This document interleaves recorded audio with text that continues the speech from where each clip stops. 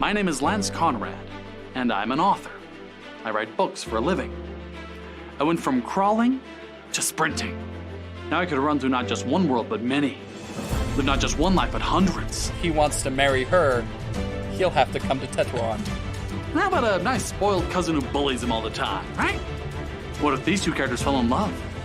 What if these two characters fought to the death? Show me him standing up against an entire army single-handed and drove most of the race before hopping out to run the last one. That's a little bit different. True story, by the way. Somebody went on a trip or somebody came into town. There's your plots. They took that big old forehead and just crashed every brick, board, and brother in the house. Let me tell you a story.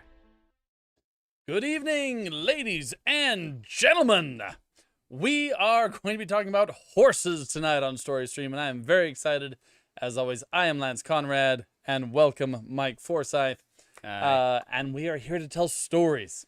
And I said tonight it is about horses. I feel like everyone in their life should have a goal, right? How they define success, right? What is that for you? And for me, success in my mind has always looked like having the time and means to own a Frisian horse and ride him through a field that I also own. That is my definition of success. That is what I'm always striving for. Cool. But I was also incredibly pleased with all the stories I found.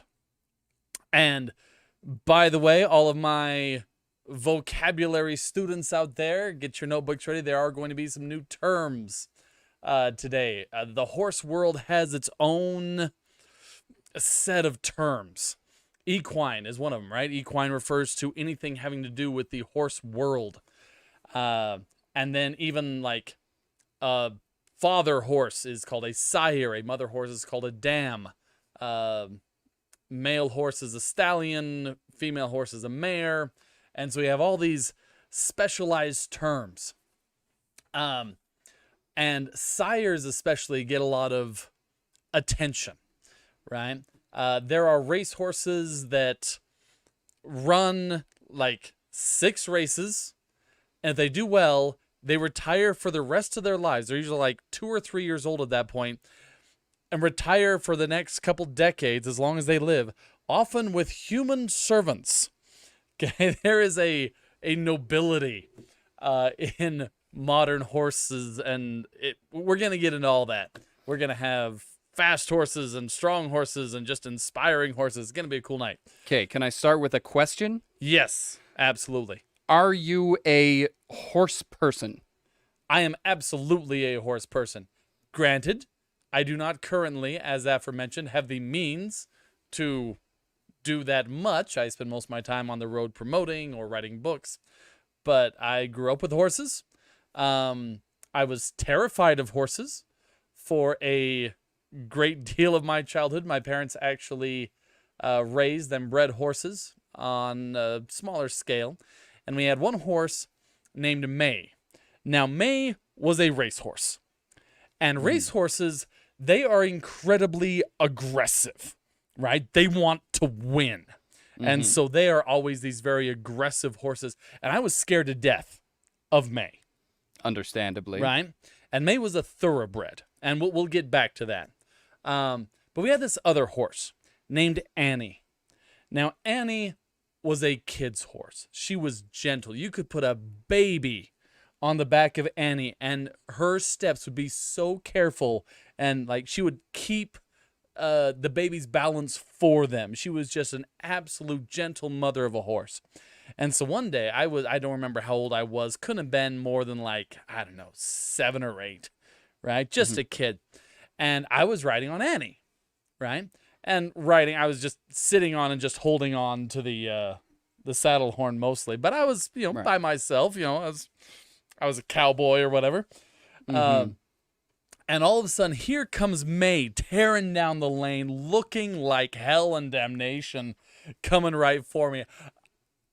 I didn't pee my pants, is how I remember that, but it was one of the scarier moments of my young childhood. And so, using what little horsemanship I had, I steered Annie out of the way, right? To get out of the way of May. May just shoots by, right? Here comes my dad running behind May. Okay. And he is also large, fast, angry. He says, "Get off!" I got off, right? I got off Annie. He hops on Annie. And once again, Annie, I've never even seen her do more than walk. But even with the head start, Annie ran down May in under a quarter mile.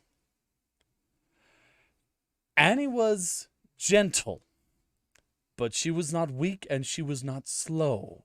And yeah, it was fascinating growing up with those horses, kind of seeing the personalities, right? We had a horse that was a mean horse, that was vindictive, and yeah, we got rid of that one. Yeah, that they're so incredibly intelligent and have these deep personalities. And so yes, even though I'm not currently doing much with it, I absolutely still claim being a horseman and will to my dying day. Okay. To answer your question. Would you like to know my history with horses? What's your history? Are you a horseman, Mike?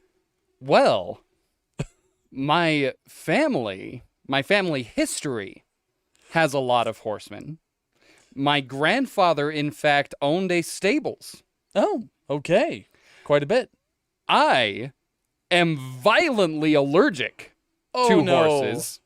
Oh, no. So every single experience I've ever had with a horse ended with a 4-day Benadryl coma. Well then. So this was a very weird subject for me to research because I've been kind of adjacent to horse people my whole life. I even dated an equestrian at one point, but I've never really been into it. And so trying to get into this research was very difficult for me because it's like, I don't know how to relate to all of this because being even near horses causes extreme discomfort. So this was a little bit more of an academic subject for you. This was academic. All right. And difficult. This was difficult research for me. Well, got to admit. But I did find some fun things. I think we're going to have a good time. Excellent. So with that foundation, viewers understand I might be just a little bit more enthusiastic about this particular subject. But let's go all the way back. Let's go to the beginning, right? Because you hear about horses first as just being an animal that humans hunted. And then you hear about horses being used in battle, but they weren't riding the horses.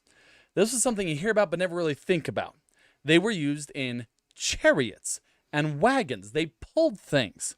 Well, that was because horses have been growing over their history. Right? We have bred them to be larger and faster and sturdier, depending on what you're looking for. Right? Okay. It actually took a little while before you had horses. You could actually take a human man and sit them on top of the horse, and the horse is able to, move without dying. Gotcha. But this didn't happen all at once. And this led to a fascinating war. Or actually a couple wars, because and it was kind of like an arms race, right? Whoever had the best horses was starting to win wars. Okay. Do you know how small are we talking? We're talking like donkey sized?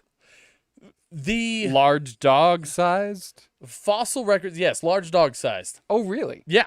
The fossil record, the first thing that you would say that absolutely was a horse, the beginning of the equine line. Yeah, they said was about the size of a large golden retriever. And so yeah, we've been building up to that. Okay. Right, through breeding. And you ended up with, for instance, the Chinese Empire that was very large, very wealthy, very powerful in their infantry, but they were getting their butts kicked by the steppe people. Okay. The Mongols. Yes, But that was one of the prior groups. to one of the groups. Okay. Yes, Okay. Mongols were one of them. There was kind of a few different steppe people that kind of surrounded China. There was one, I'm going to absolutely butcher the pronunciation here, but the Shan Yu. And you may say, wait, that sounds like the villain from Mulan, right? Shan Yu. Yes. Right. The cartoon one. Is that actually where it came from? Yes. Seriously? Yes. Oh, wow. So it was the people, which I'm probably mispronouncing the name, also the name of the leader, which I'm also mispronouncing. So yes, Shan Yu wouldn't have been a person, would have been a title. Interesting. Of Okay. these horse people, these horsemen that just kept whooping on the Chinese because they had better horses. Okay? Okay. But there were these other people who visited from the far west. Okay? In fact, it was pretty rough country between China and these people, kind of about where Turkmenistan, Uzbekistan currently are. Okay? And they send envoys every once in a while, just trade stuff. And they have these horses. They are beautiful. And there are stories behind these horses. These are apparently horses derived. These people live in these mountains. And there are horses in the mountains that cannot be caught, cannot be tamed. But these people will put out mares, right, into the mountains to breed with the mountain horses, then get the mares back. And that's where they got these celestial horses. They call them celestial horses, the celestial breed, or heavenly horses. Specifically, the heavenly horses that sweat blood. Yeah. That seems significant. Yes. In fact, one of the Chinese names for these horses were the sweat blood horses. Okay. Two core theories to why they were called this. First of all, is that there was a local parasite, kind of like a tick of sorts, that kind of lived on these horses, and when riding for long enough to sweat, it would actually have some blood in the sweat. Okay. So more just how it ended up. The other possibility was that these were actually relatively fair-skinned horses relative to what the Chinese were. So you could actually see the veins through the skin. Right? And so once again, they start working really hard, and you could actually see the blood through the skin. And yeah, it's a little bit more of a stretch, but might have looked like they were sweating blood. Right? Okay.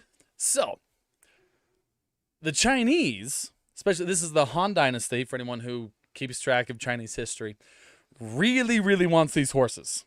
So Han Dynasty, can you give me a when? About 100 BC. Okay. Thereabouts. Again, more dedicated Chinese historians could improve on my dates and pronunciation, no doubt. Chinese Emperor Wu Ti, I believe, was one key person in this. Anyway, so they send an envoy, diplomats, to these people with a golden horse and gold with which to buy the horses. Okay. I gotta pause and go back. Okay. A horse made of gold. Yes. Not a huge one, but like a statue.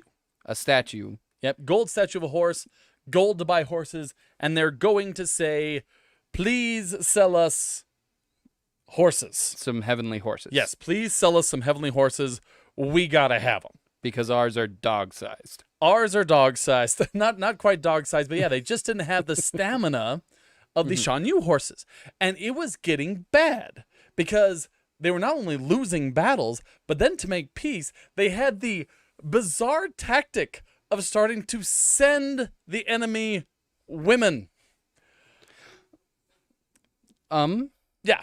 Yeah.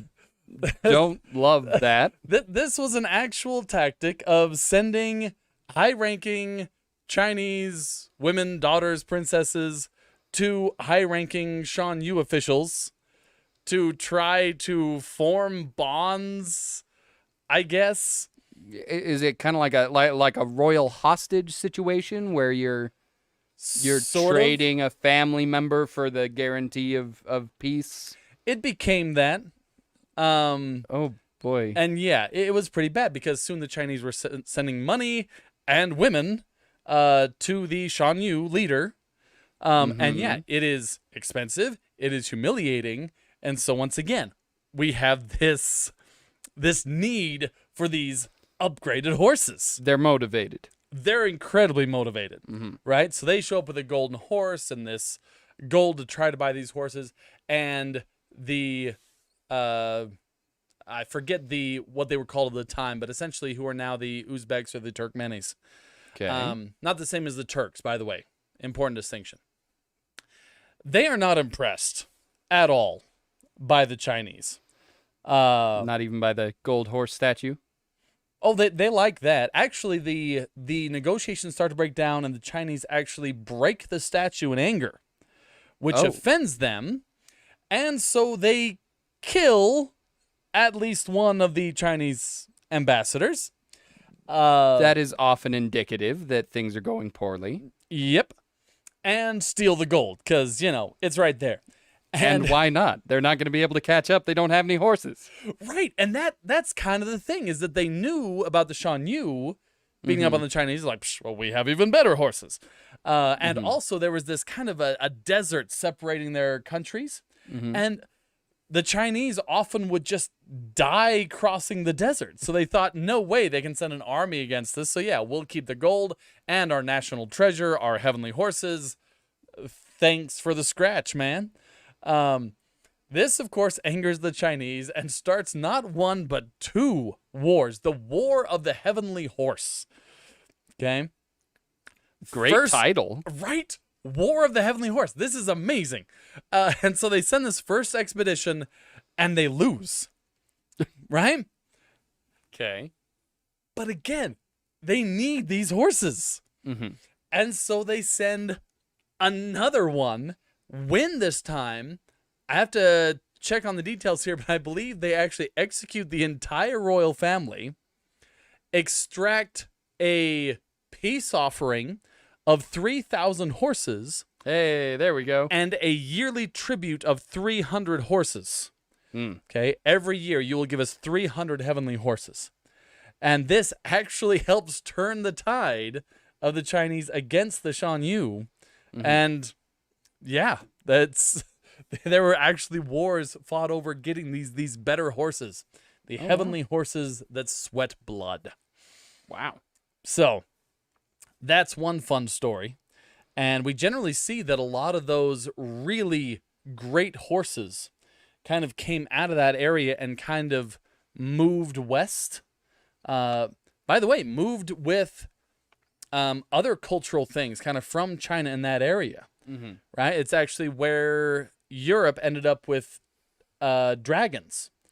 Were actually mountain spirits in China, right? Dragons started there, but moved almost with the movement of the horses. You can actually track the ideas that pops up in different things. It traveled along as these horses kind of spread out. Anyway, getting ahead of myself. What do you got for us? I have. It was very difficult to find famous horses, but a few did pop up, and one seemed particularly appropriate because it was associated with Alexander the Horseman, better known as Alexander the Great.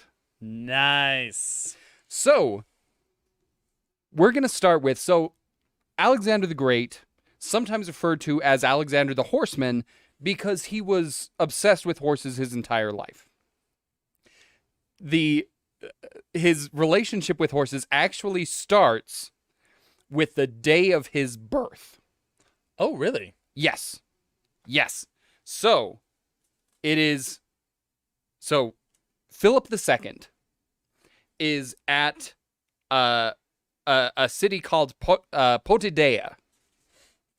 And he has just managed to, after much fighting, capture this hotly contested city from the Athenians, actually. Oh. So he has had this massive victory of his own. A messenger arrives telling him that his top general, Parmenion, has just won a massive battle against the Illyrians, and that's his second enormous victory of the day. All I do is win. Another messenger shows up to tell him that the horse that he sponsored to send to the Olympics has won first place. It is a good day to be Philip. And last but certainly not least, his wife Olympias sends a messenger to announce that she has had a son, the heir apparent of Philip II, who will be named Alexander. I'm sure that's good too, but you know. That's good too. So, Philip II throws an absolute rager, for starters. And then he has this idea. He says, okay, from now on, every time people buy or sell in my kingdom, I want them to remember the most important event of this day. So he mints a special coin, and on the face of the coin is an image of his prize-winning horse. Woohoo! Oh man, I saw it coming and I still loved it. Yeah. So Alexander is born kind of under the sign of the horse, right? You could say. Literally, yeah. He grows up. The Macedonians are obviously very interested in horses, obsessed even with horses. Alexander is 12 years old. He goes to Olympus with his father. And while they're there, they meet a horse trader from Thessaly, Okay. named Philonices. And Philonices has trotted out all of his horses, and he's brought out this very special stallion named Bucephalus. And Bucephalus is gorgeous. He's this enormous stallion, midnight black with a white blaze, and everyone is just drooling over this horse. Except for Philip. Because Philip looks at this horse and says, this is a scam. That horse can't be ridden. And the horse merchant tries to make his case and everything, and he says, no, that horse is useless. Go ahead. And he sends his grooms to try to get on the back of this horse, and sure enough, the horse not only bucks them off, but like tries to kill them. It is this skittish, angry, unrideable horse. And so Philip, having made his point, is like, all right, I'm out. Lovely, not doing business with you. Goodbye. And goes to walk away, and 12-year-old Alexander throws himself in his father's path and calls him a fool in front of everyone. Okay. Philip is understandably upset. And says, look, you you little person, do you really think that you know horses better than I do? You're 12 years old. And he says, well, actually, yeah, I think I do. He says, so, you think you can ride that horse? If you can ride it, I'll buy it for you.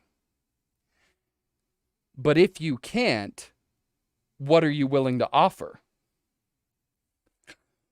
12-year-old Alexander, by the way, this horse costs 13 talents. Oh, dang. That is enough. Like, that will support a man for his entire life. Like, that is a fortune. Right? The equivalent of, like, of hundreds of thousands, if not millions of dollars today. Wow. This horse costs 13 talents. He says, okay, so what do I get if you can't ride this horse? Alexander says, well, if I'm wrong, I'll pay for him myself. He's 12 years old. He doesn't have any money. With what? With what? Right? He would be working his entire life to pay off that kind of debt. And so Philip says, you know what, kid? You're on. Show me what you got. Playing hardball with his 12-year-old son. Yeah. Philip was a... Not Father of the Year? Probably not Father of the Year. Correct. So, Alexander goes running out there with this crazed horse. By the way, everyone is going nuts because the crown prince of Macedonia... Macedon? Macedon. At the time, Macedon, I believe. Okay. The crown prince of Macedon just ran into the ring with this man-eating horse. Right? It's been trying to kill people all day. You just sent a 12-year-old in to try to tame it. You psychopath. He runs in there and grabs onto the bridle and turns Bucephalus toward the sun. Have you heard this story? Probably. Yes. It's a famous one. Okay. So, he turns Bucephalus toward the sun because while everyone else was watching the grooms getting chucked around, Alexander was watching where the horse was looking. The horse, it's a bright sunny day, was scared of his own shadow. So he sees this black shape jumping around at his feet, and he's getting spooked. So Alexander grabs his bridle and drags his face towards the sun where he can't see the shadow anymore and calms him down. A good start. Then Alexander jumps onto the back of this thing, and as it starts to buck, rather than try to fight him, he instead steers him away from the people out into the open plains and gets him running. And rides Bucephalus out into the plains away from everyone. Chasing the sun. Chasing the sun. I love it. And then once he's able to calm him down and form this kind of bond with him, he brings him back. Either Philip actually might have gone back on his deal. Some accounts say that it was actually this other general that jumped in and said, I'm going to pay for this horse as a gift to the prince. So he gets Bucephalus, and Bucephalus becomes his constant companion. He never goes into battle without Bucephalus.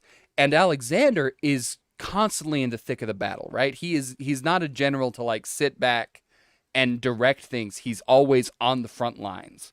Alexander Promachos, right? He's always at the front, and Bucephalus is always with him.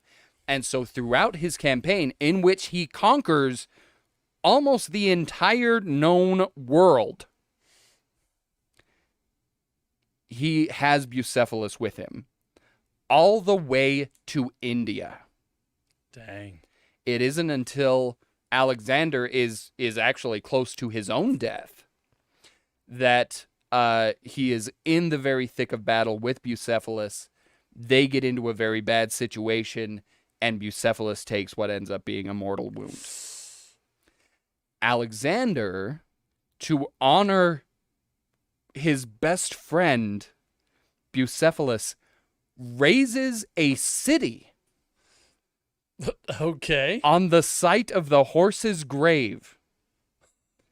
and names the city Bucephalus. Oh, please tell me something if it remains today. I believe so. That'd be so cool. Yeah. I should have looked into that. Should have Google Maps that. Internet, see if you can find it. Does the city of Bucephalus still exist? Bucephalus?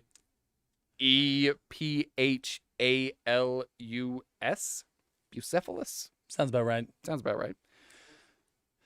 Now, was there more to Bucephalus, or was that?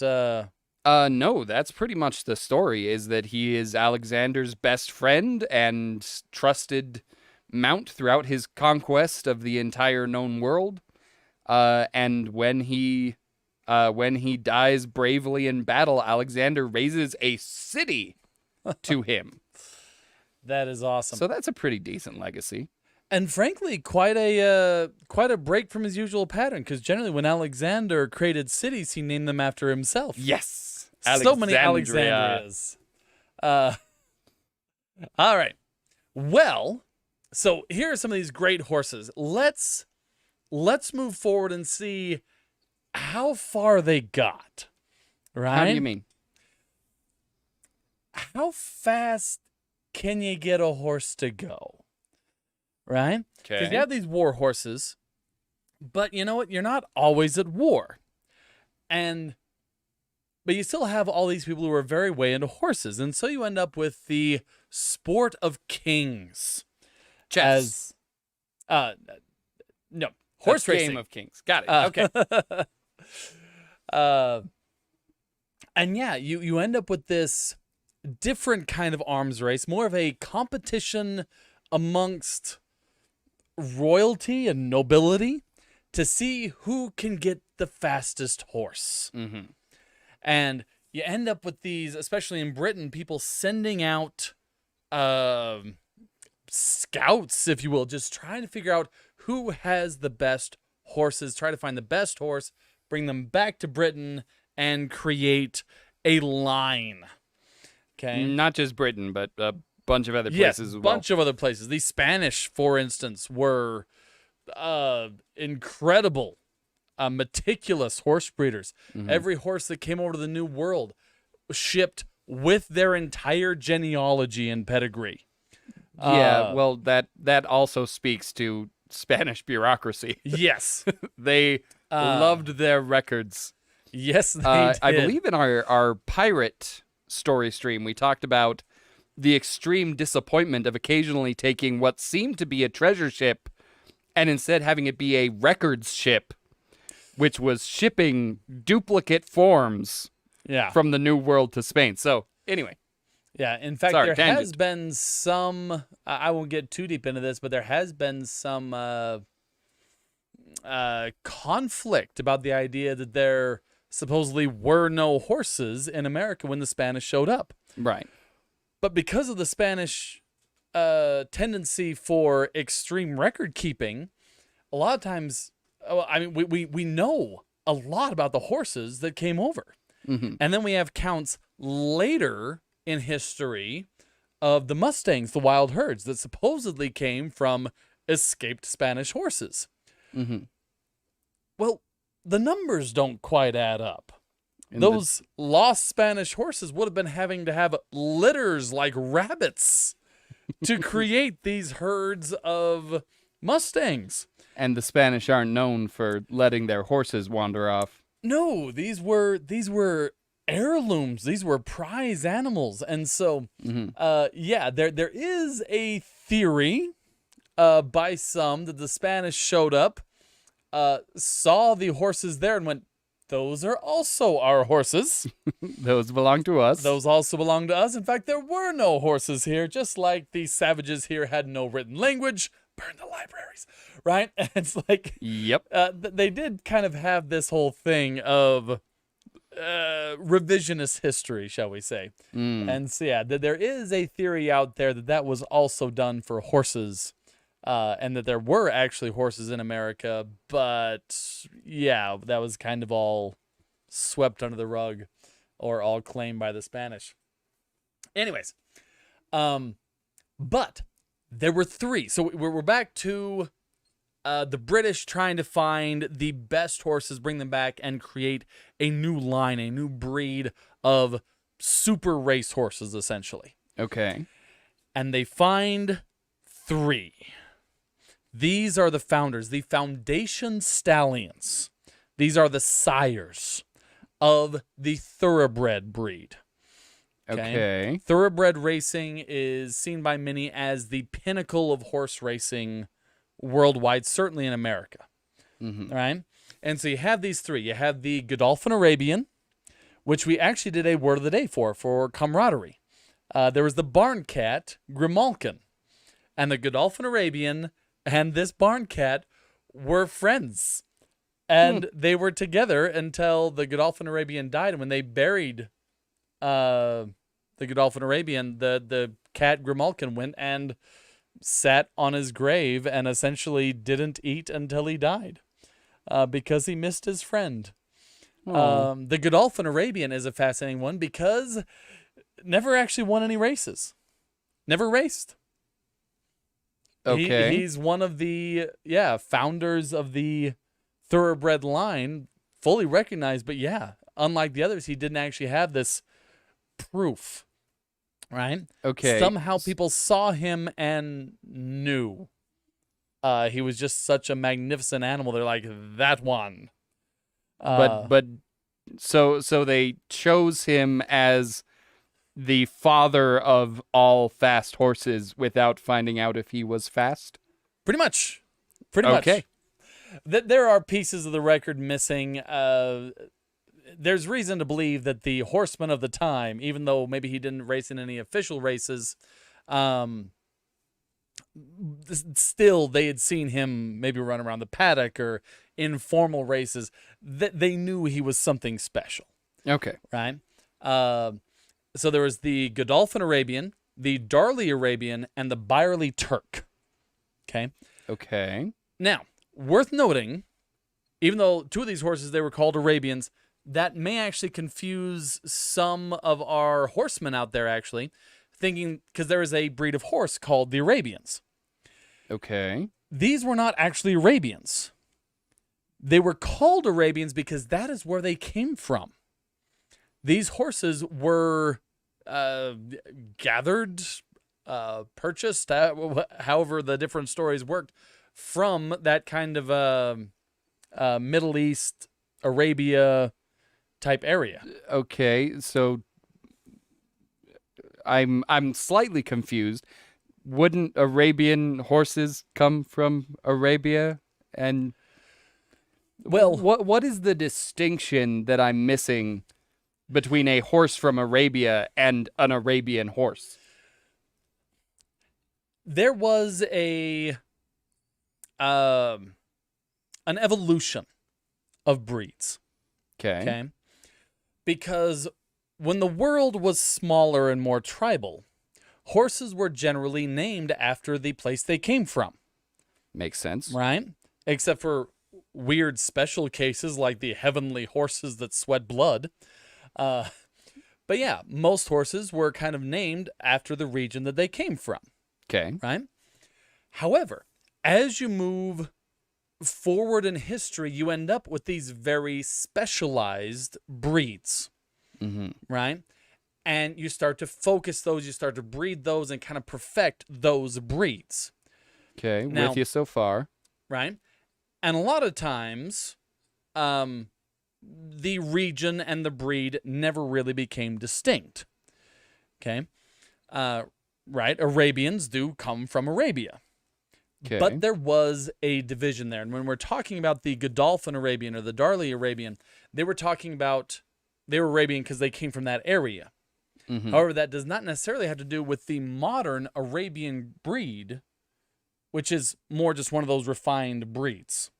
Okay. Known for their great endurance, right? Arabians are known as endurance horses. Well, I said that does not necessarily mean that these horses were Arabians. In fact, I think the Godolphin Arabian was a bay, whereas Arabians, the breed nowadays, are predominantly white or a light gray. Okay. So the difference Generally between speaking. So the difference between a German Shepherd and a dog that herds sheep that comes from Germany. Yes. Okay. Yes. That's actually not a bad analogy. I was actually trying to think through an example. Anyway, so you have these founding horses, right? In fact, if you just go by the sire line, if you just follow the male line, the Byerly Arabian, I guess, accounts for about 95% of current thoroughbreds. Wow. However, if you trace it through the Godolphin line and just go overall, right? Whether dams or sires, you go all the way down. The Godolphin Arabian is actually the key sire. Okay. Which but leaves the something Turk. the yes? Byerly Turk kind of fills in the gaps here. But these are the Okay. great three. And let's talk about some of their descendants. Okay. Because there's a reason why these are revered so much. In the world of horse racing, yes, there is how good of a racer they were. Mm-hmm. But sometimes even more so is what their children did, right? Mm-hmm. Their foals. What were their foals, their children able to accomplish, right? And we do have some spikes, okay? For instance, the Godolphin Arabian, his, you'd call it great-grandson, right? Okay. Was Eclipse. Now, Can you give me a when on these foundational three? oh, I want to say mid-1700s, but I might be off on that one. Okay, so relatively recent, really. Yeah, might be a little bit earlier than that. But yeah, Okay. relatively recent. These things move kind of fast. Horses usually don't live too long past 20. Mm-hmm. And so, yeah, these generations can sometimes go pretty quick. So you can actually see some fairly big changes over time. Okay. So you call it great-grandson. His name is Eclipse. Cool name. Born during an eclipse. Nice. Funny looking. Okay. He had a big old head, and he had a weird way of running where he actually ran with his head kind of close to the ground. And he was temperamental, right? Was kind of like Bucephalus, right? Irritable and wild. And so they just kind of shove him out with a rough rider who Okay. works him really hard all day, just trying to like wear him down a little bit. And according to one thing, also during the night on poaching runs. Oh. And this actually works really well for Eclipse. Okay? Mm-hmm. He actually does gain a little bit of focus, though jockeys learn to never try to actually manage him. Right? Jockeys often, try to, drive the horse or pull him back during one part of the race. There's a lot of strategy. No strategy Not for with Eclipse. Eclipse. No. Okay. Nope, don't do that. He will not accept any urging or holding back. He'll take it personal. He'll take it personally. And Eclipse never lost. Ever at all. There are people who, in fact, it is generally believed we have no idea how fast Eclipse was. Because no horse ever really challenged him. He ran for the competition, and so he would generally just run until he beat the other horses and often finish the race at a canter. Oh. Yeah. Well. He just kind of did his own thing. And yeah, generally sources of the time said, we've never actually seen him run full out. And he was running with like his face to the ground. Not quite all the way down, but if you think about horses, this upright running, no, yeah, he had his head kind of ducked. Huh. In fact, I believe he ran one race versus a horse called Bucephalus, Oh. who was kind of this favorite and beat him quite handily. In fact, not so common here, but in the UK, there is a saying, Eclipse first and the rest nowhere. This kind of used as an idiom for an athlete or whatever winning by just a ridiculous amount is because, I think it was during Eclipse's first race. The announcer or somebody, I forget the exact thing, but the announcement was Eclipse first, the rest, nowhere. He just ran away. And so, you have this incredible horse. I forget exactly where. There is a museum in Britain where they have his skeleton preserved. Okay. Very little reason to believe that all of it is his actual skeleton. Oh. That they actually had to try to find other pieces, partially because this is going to get a little bit weird. First gross and then mathematically unlikely. So Okay. after he died, you had people essentially trying to get souvenirs, and you had people taking his hooves and making ink pots. Okay? For writing with, right? A little actual piece of Eclipse. And we know that there are at least 5 of them. Now, That was a funny looking horse.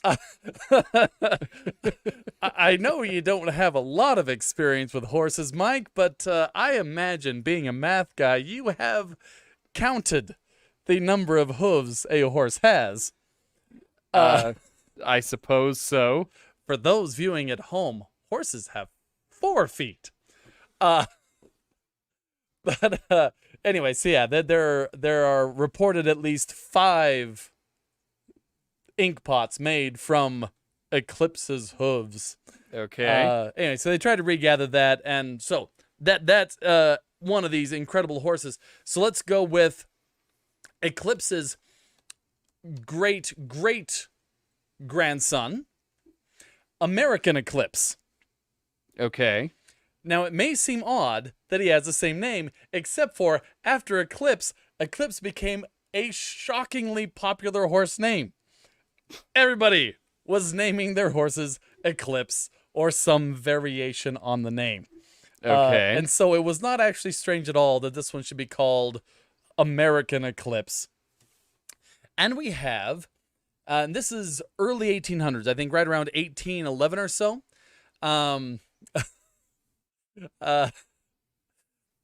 Sorry, there was a funny comment in the chat.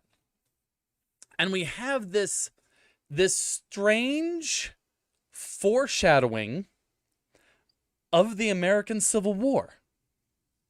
Because you have the American Eclipse, who is purchased, there was a whole thing through his great-grandfather.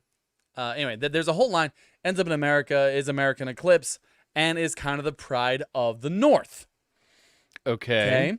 And so starts this rivalry with the South. And this idea comes of, let's have American Eclipse race the 5 fastest horses from the South in 6 months. Wow. Now, so we got this showdown coming. Turns out, actually kind of hard to promise 5 horses 6 months in advance. Things happen.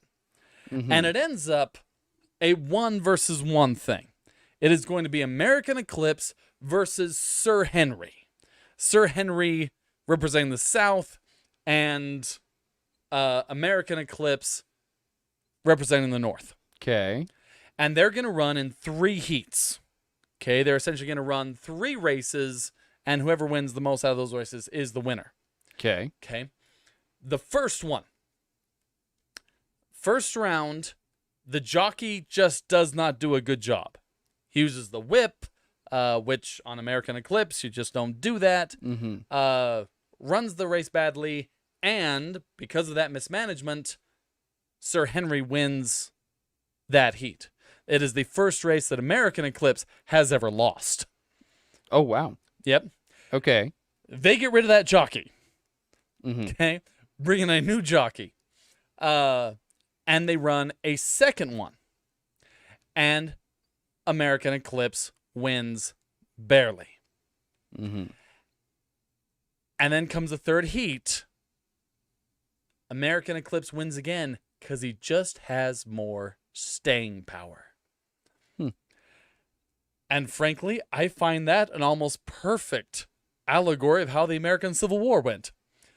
But, with hundreds of thousands dead. Yes, that.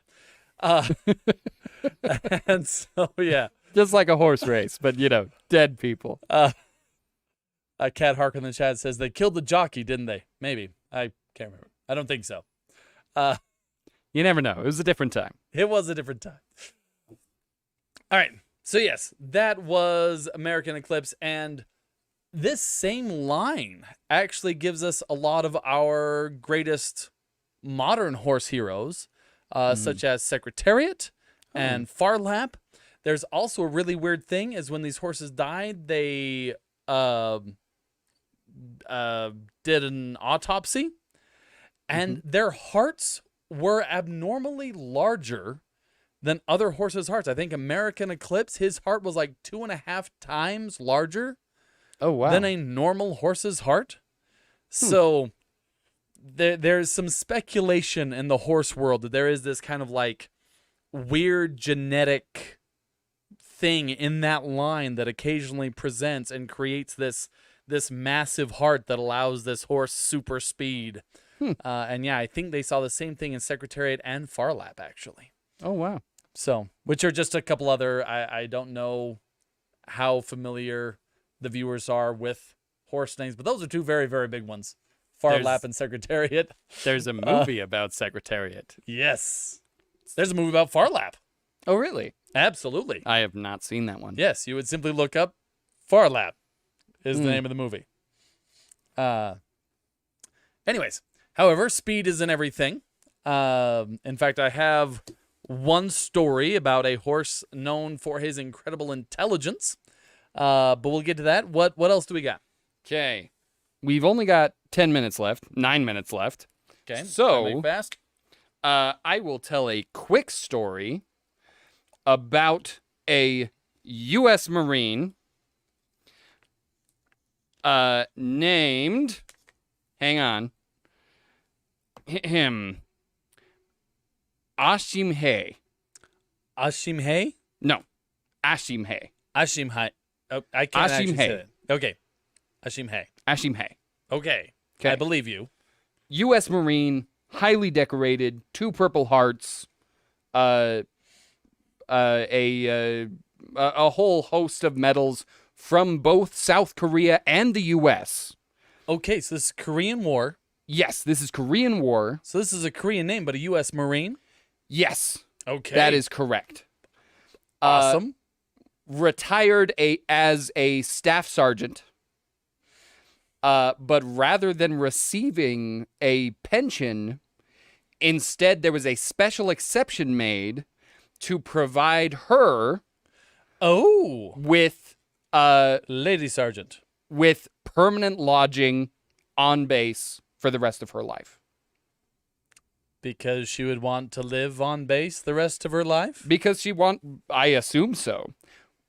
She was better known as Sergeant Reckless. Okay. And the story goes That's like an this. awesome name. Once upon a time, there was a young Korean boy. This is the Korean War. We almost could have covered the Korean War in our Forgotten Wars episode. We don't study it very much, but it was a nightmare. Indeed. Right. So this is 1952. There has been a back and forth between North Korea coming south, us pushing them back, the Chinese joining the war and pushing the UN forces back south. Things have gone very, very badly for both sides. Huge numbers of casualties. It's been far messier than the TV show MASH would lead you to believe. So there's this young man, Kim Hook-moon, and his sister has stepped on a landmine. Oh. And lost her leg. Okay. The family can't afford a prosthetic. So they send him to go get their horse, Ashim Hay, and take her down to the racetrack and see if he can sell her. When he gets there, unusually, he happens upon a group of Marines, U.S. Marines, who have showed up and are looking for a pack horse. Okay. So they pay him $250 and take Ashim Hay and rename her Reckless. Okay. So Sergeant Reckless is the horse. Sergeant Reckless is the horse. Nice. At this point, she is just Reckless. She isn't actually awarded a rank until later on. We bought this horse. We've given her a rank. At first, she is treated like a normal horse, but not for long, because it quickly becomes apparent that Reckless is something special. Nice. For starters, she's an alcoholic.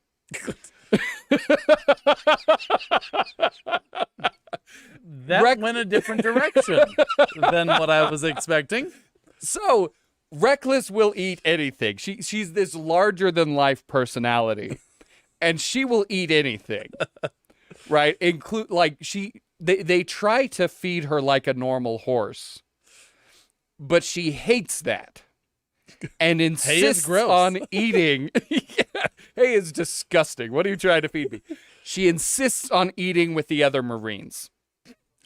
She will force her way into the mess hall and eat things like scrambled eggs. Scrambled eggs.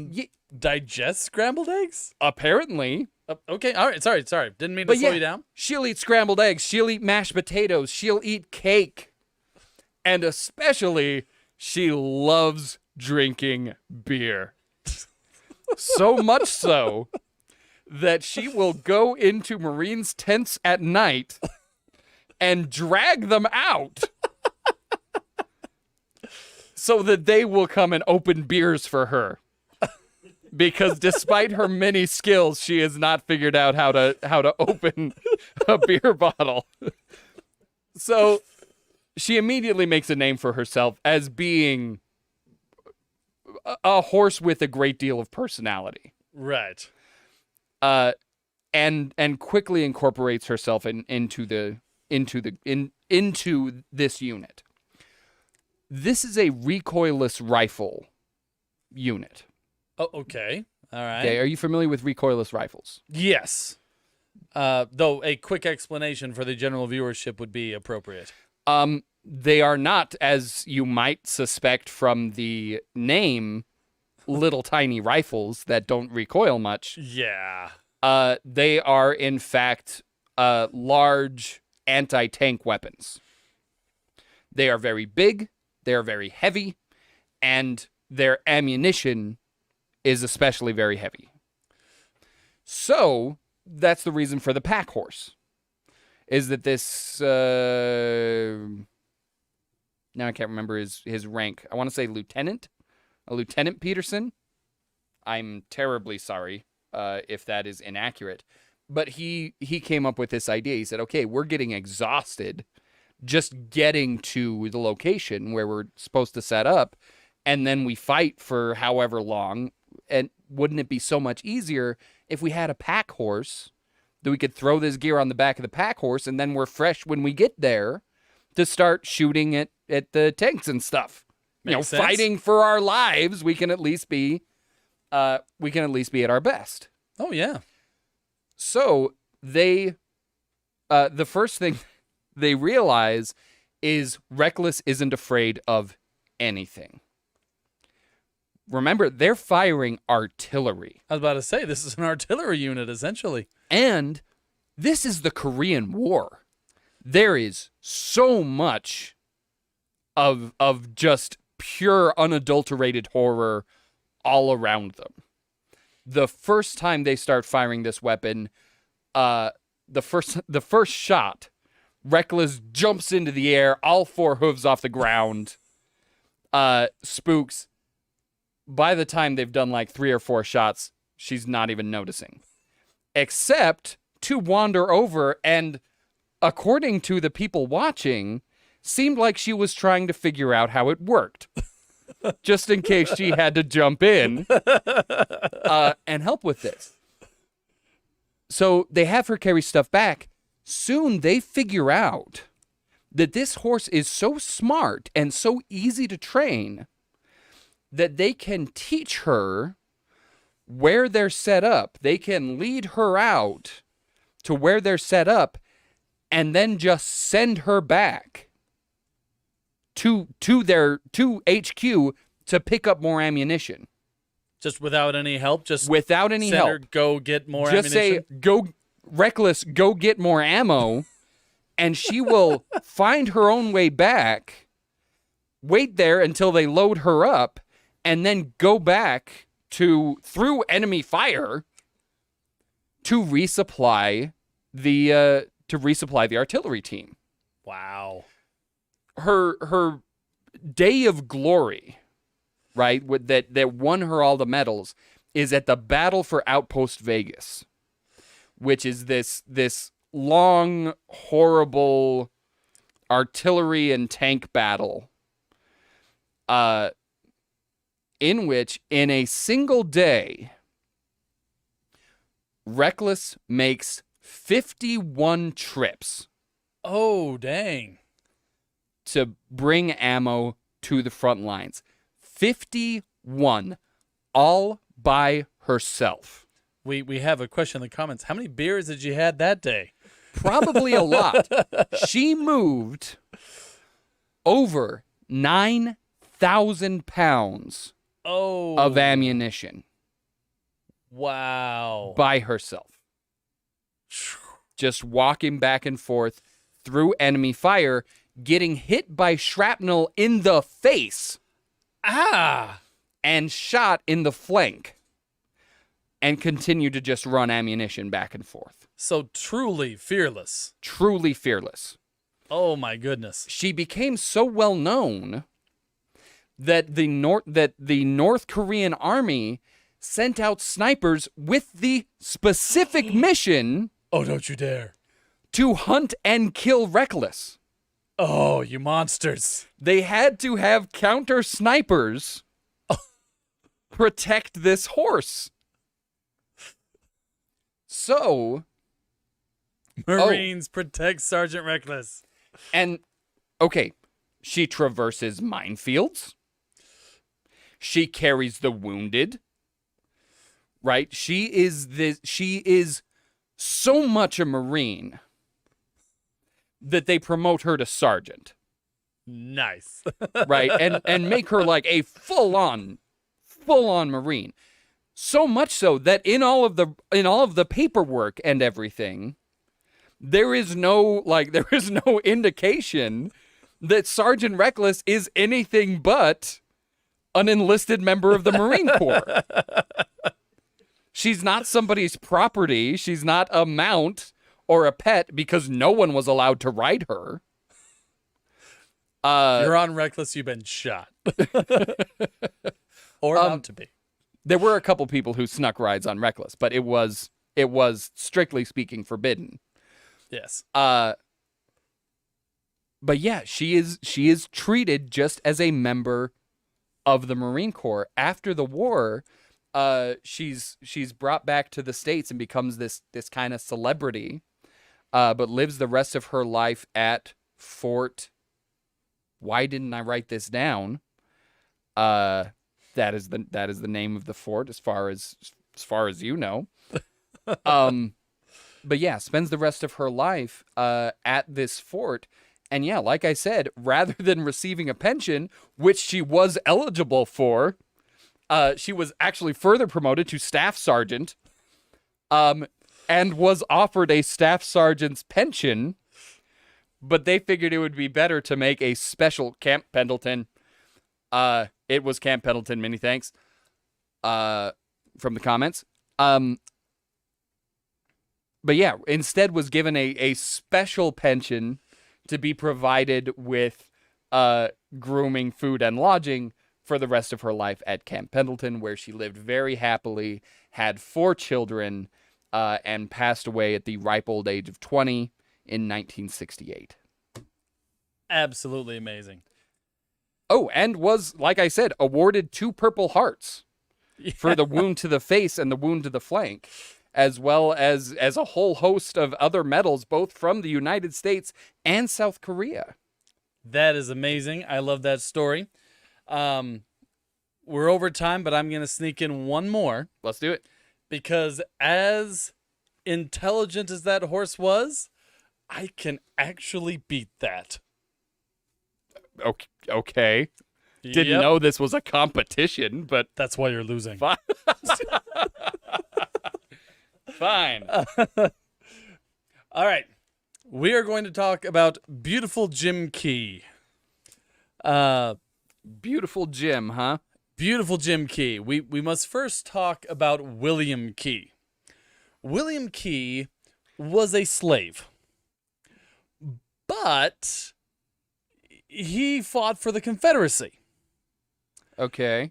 because even though he was a slave, he was raised in an environment of love and kindness by his owner, was raised with the guy's son or sons. I get that a little bit mixed up. In the owner's house, was raised as one of their own.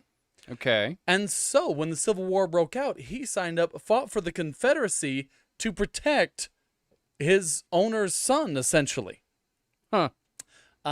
Was actually, it was a little bit convoluted, but he was essentially pretending to be a Union spy, got caught by the Union pretending to be a Union spy for the Confederacy. Anyway, it essentially spends some time in prison, but Okay. the war ends. He becomes, he was always an incredible horseman, just intuitive, right? Just really understood horses. And so he becomes a self-made veterinarian and becomes Dr. William Key. Okay. Cool. The doctor is always in quotation marks because, of course, people of his color at his time weren't really allowed to become official doctors. Not going to get into all those atrocities, Yeah. but Can't say I find that terribly surprising. yeah. So Dr. William Key. But he also has this side hustle. He becomes very successful at that, but he wants to, run a business. Okay. And so he starts selling Keystone liniment and starts going around and doing shows selling liniment with all of its miraculous properties. I'm guessing cocaine. I'm sure it was very effective liniment, but it's not a story about liniment. This is a story about a horse. Okay. He adopts, mostly out of love, a horse that was apparently once upon a time some beautiful, majestic horse gifted by royalty from the Middle East or whatever, to like P.T. Barnum, was in his circus, got sold to other circuses, got neglected, abused, and essentially showed up with Dr. William Key as a wreck. Right? Emotionally, physically, I couldn't remember her name. It was something like Loretta or something like that.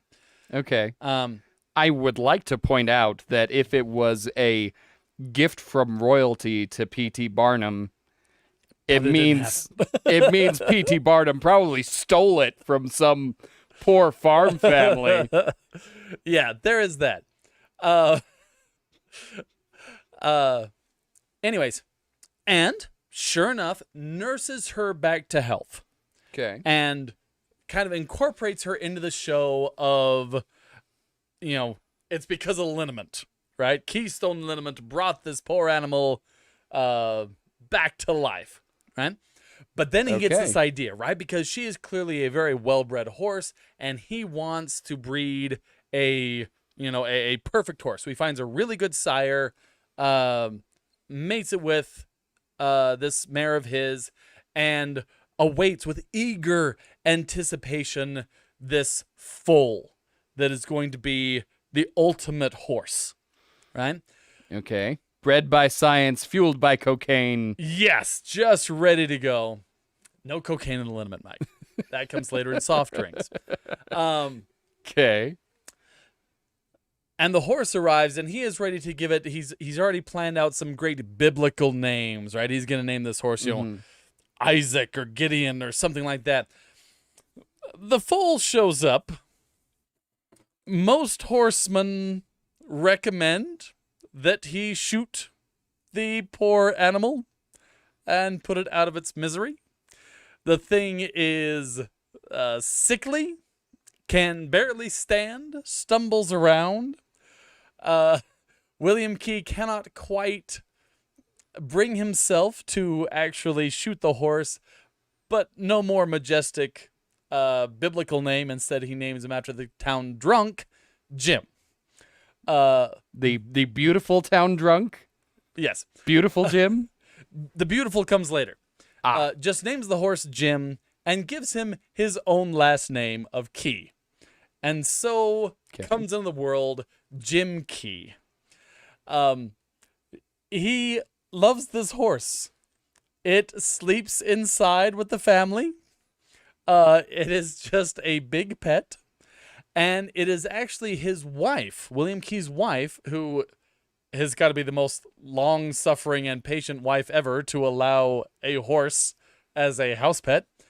But she notices this horse, again, like you were talking about with Sergeant Reckless, something special about this horse. Mm-hmm. Right? She says, "Would you like an apple?" And the horse nods. Right? And later, you want to go outside? Well, it's raining. Horse says no. And she's like, interesting. This horse understands what I'm saying. And she brings it up to her husband, and he starts training the horse. Oh, by the way, the horse had already started to pick up some tricks from the family dog. Right? He had started to do sort of the same things. And so, yeah, Jim Key, once again, kind of in the context of his liniment show, starts teaching his horse to do tricks. But it gets insane. This is not just like, do you like liniment? Knock once for yes. Do it, right? Like, not like that. This horse is spelling words. They put out letter blocks, and it will arrange them into words. They create a cash register for the horse. Someone gives the horse money, like an audience member just randomly hears an amount of money. The horse will take the money and give them correct change. This is getting very creepy. It got weird, and everybody thought that this had to be a scam. In fact, that was part of the appeal, right? He starts drawing these huge crowds, partially for people to see this wonder, and second of all, to try to figure out what the scam is.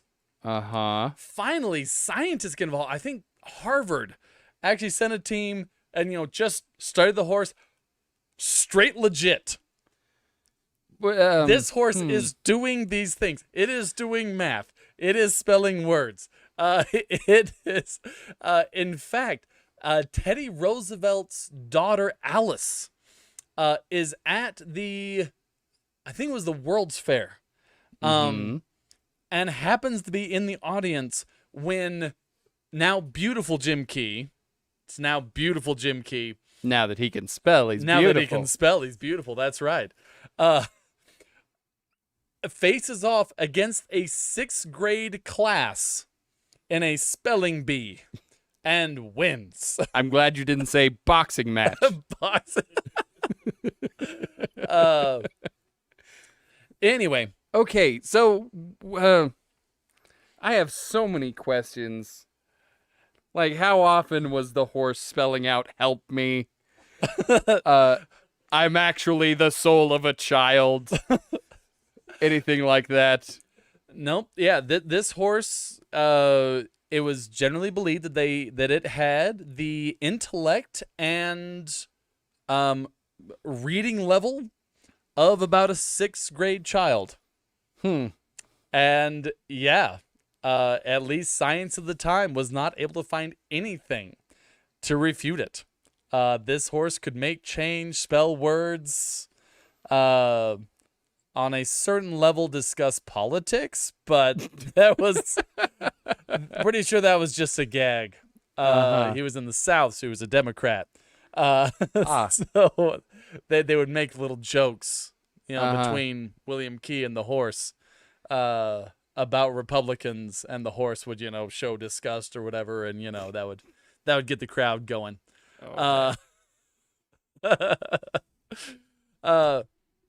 Anyway, and Beautiful Legacy. I know right down here towards the end, but also this became a major, major figure in the humane treatment of horses, or all animals. Actually, the Humane Society, this kind of became a poster child for the Humane Society. Over 2 million children, in honor of beautiful Jim Key, signed a petition, or a pledge, rather, it was a pledge, saying that they would treat animals humanely. Specifically horses, but just in case they can spell. Right, because it really did kind of open everyone's eyes. Like, wait, how intelligent are these animals? Anyways, it was an absolutely wonderful story. Obviously, they both died, but they died mostly of old age. They retired from the show circuit right after the whole liniment thing. They got into more official showbiz. And then kind of this charity work for the Humane Society. And then ultimately just kind of, grew old and died surrounded by loving friends and family. So, yeah, and that was beautiful Jim Key. Cool. Weird. Yeah. Creepy, even. But creepy, yeah. Yeah, I think it was President McKinley said that it was one of the most amazing and entertaining things he had ever seen. Anyways, that is it for tonight. Sorry, we went 15 minutes over time. Join us next week. We're going to have Tell Me a Story. We do not know who, we are not ready to reveal who the guest is yet, but again, that'll be next Thursday at 6:30. The week after, we are going to have author David Van Dyke here with us. Because of scheduling, we switched that. And then after that, Mike will be back, and we will be doing stories about siege warfare. yeah. And that is going to be amazing. It's going to be great. Remember, like, comment, subscribe, support us on Patreon, all that good stuff. Links in the description. Thank you all, everybody, and good night. Night.